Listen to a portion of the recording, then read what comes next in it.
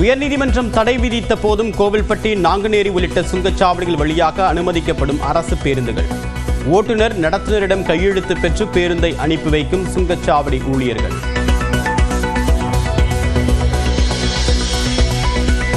அனைத்து railway gate மற்றும் gate keeper அறைகளில் உடனடியாக சிசிடிவி கேமராக்கள் பொருத்த ரயில்வே நிர்வாகம் உத்தரவு.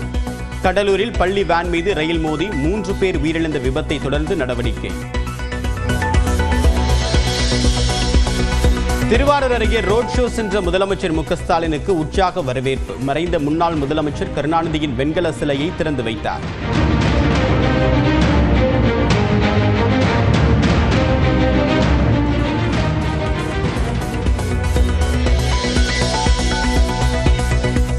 திமுக ஆட்சியில் அனைத்து தரப்பு மக்களும் இன்னலில் இருப்பதாக அதிமுக பொதுச் செயலாளர் எடப்பாடி பழனிசாமி விமர்சனம். 2026இல் அதிமுக தனி பெரும்பான்மையுடன் ஆட்சி அமைக்கும் என்று பரப்புரை பயணம் குறித்து தொண்டர்களுக்கு எழுதிய கடிதத்தில் உறுதி.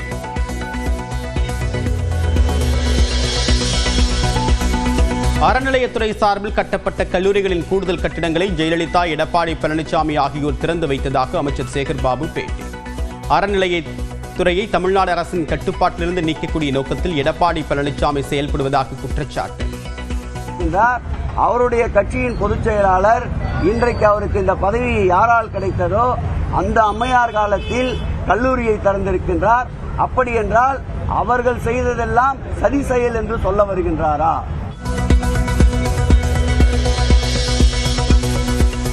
முதுநிலை பட்டதாரி பணியிடங்களுக்கான தேர்வை அறிவித்தது ஆசிரியர் தேர்வாணையம். எவ்வளவு இடங்கள் என்று குறிப்பிடப்படாத நிலையில் இன்று முதல் ஆன்லைனில் விண்ணப்பிக்கலாம் என்று அறிவித்தார். திருப்பூரில் திருவண்ணாமலையை சேர்ந்த தொழிலாளர்கள் தங்கியிருந்த குடியிருப்பில் பெரும் தீ விபத்து. அடுத்தடுத்து 9 சிலிண்டர்கள் வெடித்ததில் 42 கொட்டகை வீடுகள் முழுவதுமாக எரிந்து நாசம்.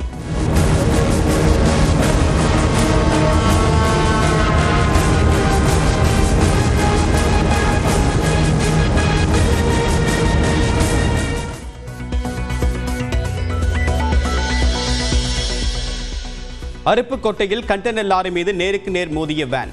ஓட்டுநர்கள் உட்பட 3 பேர் உயிரிழப்பு.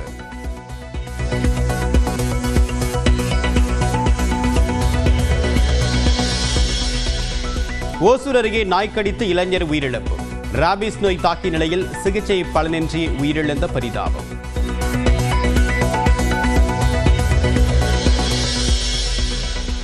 பிரதமர் நரேந்திர மோடிக்கு நமீபியா நாட்டின் உயரிய விருது அளிப்பு.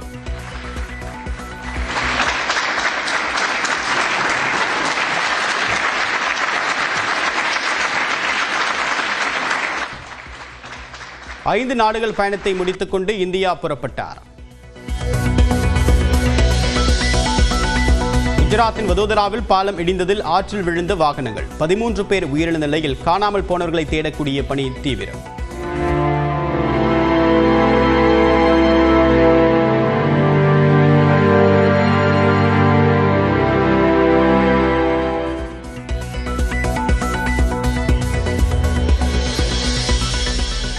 விம்பிள்டன் தொடரில் 14வது முறையாக அரையிறுதிக்கு முன்னேறினார் ஜோகோவிச்.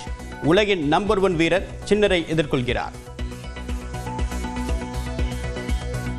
அறநிலையத்துறை பணத்தை எடுத்து கல்லூரிகள் கட்டுவது சதி என எதிர்க்கட்சித் தலைவர் எடப்பாடி பழனிசாமி கூறியதற்கு திமுக மற்றும் கூட்டணி கட்சித் தலைவர்கள் எதிர்வினையாற்றியுள்ளனர்.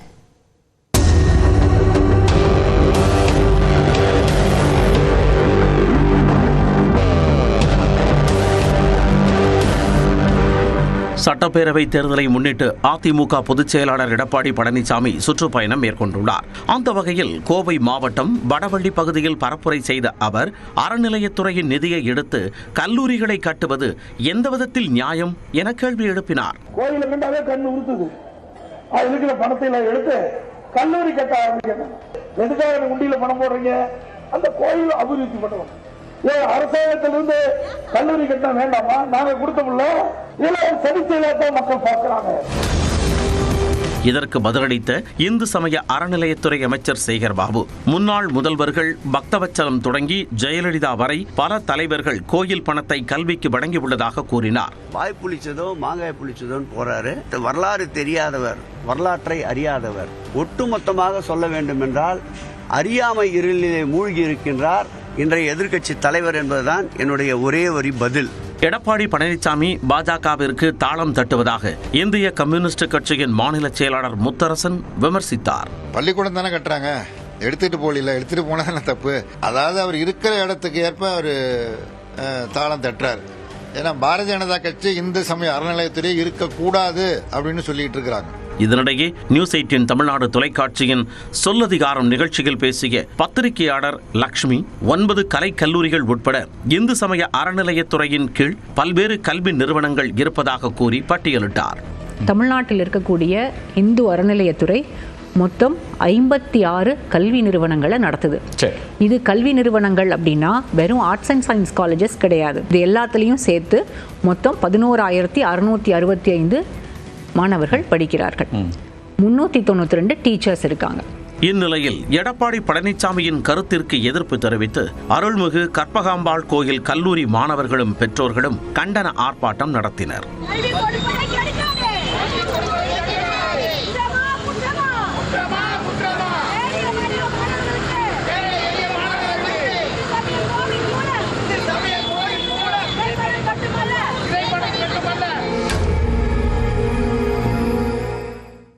குஜராத் மாநிலத்தின் ஆனந்த் மற்றும் வதோதரா மாவட்டங்களை இணைக்கும் கம்பீரா பாலம் இடிந்து விழுந்த விபத்தில் 13 பேர் பரிதாபமாக உயிரிழந்துள்ளனர். இந்த கோர விபத்து நடந்தது எப்படி? விரிவாக பார்க்கலாம்.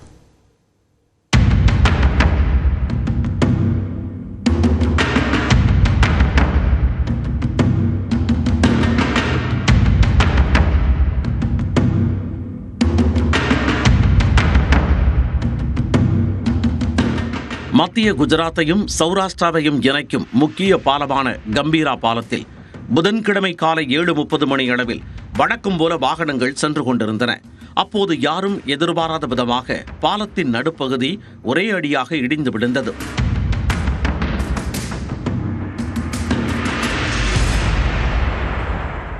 மாகிசாகர் ஆற்றின் மேல் அமைந்துள்ள இந்த பாலத்தில் 2 தூண்களுக்கு இடையே அமைந்துள்ள முழு பகுதியும் அப்படியே அப்பளம் போல நொறுங்கி ஆற்றில் விழுந்தது.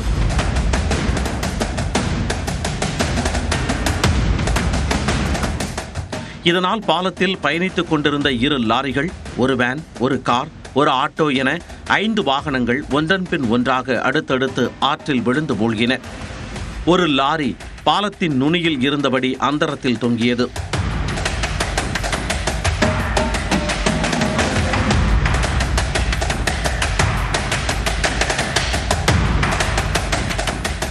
வாகனங்களில் இருந்தவர்கள் ஆற்றில் மூழ்கிய நிலையில் பெண்மணி ஒருவர் தங்களை காப்பாற்றுமாறு நீரில் இருந்தபடி கதறி அழுதார்.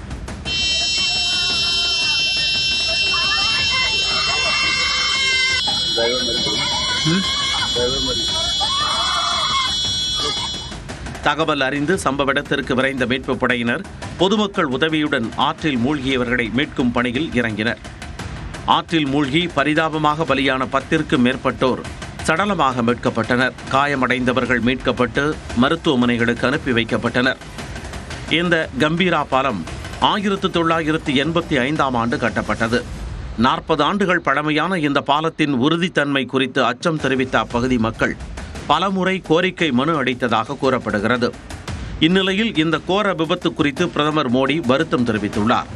தனது எக்ஸ் பக்கத்தில் இரங்கல் தெரிவித்துள்ள அவர் உயிரிழந்தவர்களின் குடும்பத்திற்கு 2 லட்சம் ரூபாயும் காயமடைந்தவர்களுக்கு 50,000 ரூபாயும் நிவாரணம் அறிவித்துள்ளார். 2019-2024ஆம் ஆண்டு காலகட்டத்தில் 42 பாலங்கள் இடிந்து விழுந்துள்ளதாக மத்திய அரசின் தரவுகள் தெரிவிக்கும் சூழலில் பழமையான பாலங்களின் உறுதித்தன்மையை ஆய்வுக்கு உட்படுத்த வேண்டும் என்பதே பொதுமக்களின் கோரிக்கையாக உள்ளது.